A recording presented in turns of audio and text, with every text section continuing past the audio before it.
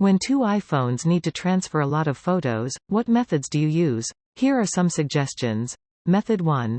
AirDrop. Open AirDrop. Open the Photos app, select the photos you want to transfer, and click the Share icon at the bottom left corner. Select AirDrop, and then select the avatar of the receiver's iPhone.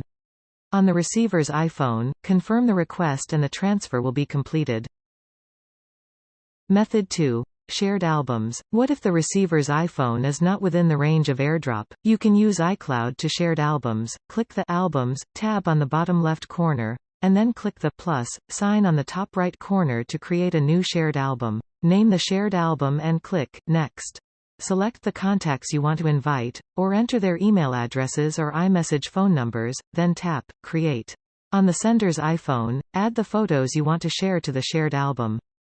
On the receiver's iPhone, open the Photos app, agree to the invitation, and go to the shared album to view and synchronize the photos. Both methods allow you to quickly and easily transfer photos in batches without having to send them one by one. Don't forget to like and subscribe to our channel. Thanks for watching, and we'll see you in the next installment.